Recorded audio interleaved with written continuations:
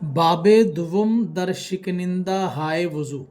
باب دوم دوسرا باب در میں شکنندہ توڑنے والے ہائے، یہ شکنندہ کی جمع شکنندہ توڑنے والی، وضو کے توڑنے والی چیزوں کے بیان میں، یعنی اس باب میں وہ اعمال بیان کیے جائیں گے جن کی وجہ سے وضو ٹوٹ جاتا ہے۔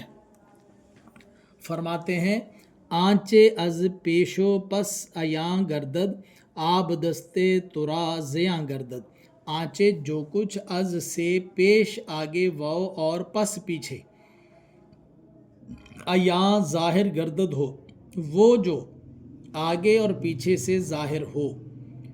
آگے اور پیچھے سے ظاہر ہونے کا مطلب آگے جو ہے مرد کی شرمگاہ یا عورت کی شرمگاہ، اس طرح پس پیچھے کی شرمگاہ۔ تو ظاہر ہے کہ آگے کی شرمگاہ سے ایاں ہوتا ہے، پیشاب ایاں ہوتا ہے، منی ایاں ہوتی ہے، اور پیچھے والی شرمگاہ سے پخانہ نکلتا ہے۔ تو جو کچھ بھی آگے اور پیچھے سے ظاہر ہو، آب دستے ترا زیاں گردد۔ آب دست کا معنی کئی مرتبہ آ چکا ہے، وضو ترا تیرا، زیاں نقصان گردد ہوگا، تیرے وضو کا نقصان ہوگا۔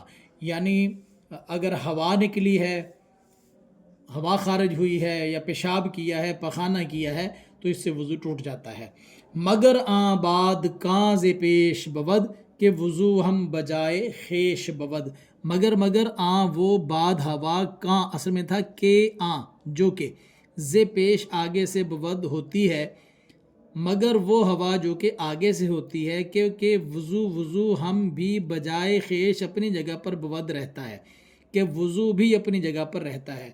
یعنی اگلی شرمگاہ سے ہوا نکلتی ہے تو اس کے نکلنے کا انسان کو پتہ نہیں چلتا، تو اگر آگے سے ہوا نکلی ہے تو اس ہوا کے نکلنے سے وضو نہیں ٹوٹتا۔ ریم و خون گر رواں ہمی باشد، قے کنی پر دہاں ہمی باشد۔ ریم پیپ، واو اور خون گر اگر، روان جاری، ہمی باشد ہو، پیپ اور خون اگر جاری ہو، قے کنی، قے الٹی، کنی تو کرے، پر دہاں منہ بھر کر، ہمی باشد ہو۔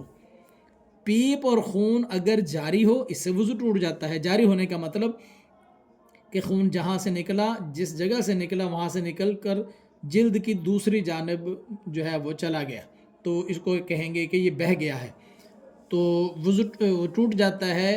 پیپ نکلی یا خون نکل کر بہہ گیا۔ اگر جہاں سے نکلا وہیں پر نکل کر وہیں پر جم گیا، ادھر ادھر نہ ہوا، تو اس سے وضو نہیں ٹوٹتا ہے۔ قے کنی تو الٹی کرے، جو کہ منہ بھر کر ہو، یعنی الٹی آ گئی اور وہ منہ بھر کر آ گئی۔ منہ بھر کر آنے کا مطلب ہے کہ آسانی سے آپ اس کو کنٹرول نہیں کر پا رہے، تو اس کو کہا جاتا ہے کہ جی یہ منہ بھر کر ہے۔ خواب تکیہ زدہ وضو شکند، تکیہ بر خواب ہیچ کس نہ کند۔ خواب سونا، تکیہ ٹیک، زدہ لگا کر، وضو شکن توڑ دیتا ہے۔ نیند ٹیک لگا کر وضو توڑ دیتی ہے۔ تکیہ یہاں پر بھروسہ، یہ تکیہ سرہانہ یا ٹیک کے معنی میں ہے، اور یہاں پر بھروسہ۔ بر خواب نیند پر، ہیچ کس کوئی شخص نہ کند نہ کرے۔ سونا ٹیک لگا کر وضو توڑ دیتا ہے، اور بھروسہ نیند پر کوئی شخص نہ کرے۔ ٹیک لگا کر یوں سونا کہ جس چیز کے ساتھ ٹیک لگا کر آپ بیٹھے ہیں، اگر اس ٹیک والی چیز کو ہٹا دیا جائے تو آپ کا اتنا سہارا ہے کہ ہٹتے ہی آپ گر جائیں گے، تو ایسی ٹیک لگا کر سونے سے انسان کا وضو ٹوٹ جاتا ہے۔ کہاں کہاں در نماز و بے ہوشی، باز دیوانگی و مد ہوشی۔ کہاں لگا کر ہنسنا، یعنی آدمی ہنستا ہے اور ہنسنے میں اس کی آواز بھی پیدا ہوتی ہے، تو کہاں لگا کر در نماز میں کہاں لگا کر ہنسا تو وضو ٹوٹ گیا۔ وہ اور بے ہوشی، بے ہوش ہو جانا۔ بے ہوش ہو جانے کا مطلب یہ ہوتا ہے کہ ایک انسان کو بیماری ہوتی ہے، بے ہوشی مرض ہے، جس کی وجہ سے انسان کی عقل ختم ہو جاتی ہے، اور عقل ختم ہوتے ہی اس کے جسم کے اعضاء بھی کام چھوڑ دیتے ہیں۔ بعض پھر دیوانگی، پاگل پن، یہ ایک بیماری ہے جس کی وجہ سے انسان کی عقل تو زائل ہو جاتی ہے، لیکن اس کی جو طاقتیں ہیں، قوتیں ہیں، ان میں اور اضافہ ہو جاتا ہے۔ تو پاگل پن. واو اور مدہوشی, انسان نشہ وغیرہ کوئی کر لیتا ہے جس کی وجہ سے اس کی عقل زائل ہو جاتی ہے تو اس کو کہتے ہیں مدہوشی. تو کہا لگا کر, نماز میں کہا لگا کر ہنسا تو وضو ٹوٹ گیا, بے ہوش ہو گیا تو وضو ٹوٹ گیا, پاگل پن طاری ہو گیا تب ٹوٹ گیا, اور نشہ وغیرہ کرنے سے اس کی عقل زائل ہو گئی تو بھی وضو ٹوٹ گیا. ہر کرا شد مباشرت فاحش, فرج بر فرج و ایر در بالش.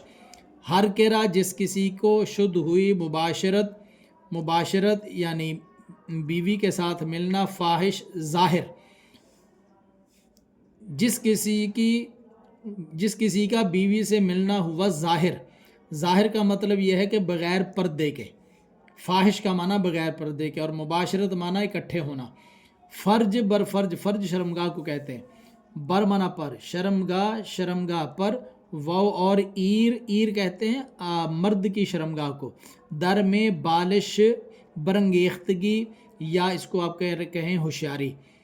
تو شرمگاہ پر ہو اور مرد کی شرمگاہ ہوشیاری میں ہو یا انتشار میں ہو, مرد کا اعلیٰ انتشار میں ہو, اس سے بھی وضو ٹوٹ جاتا ہے. تو اس فصل میں وضو کو توڑنے والی چیزوں کا بیان آیا.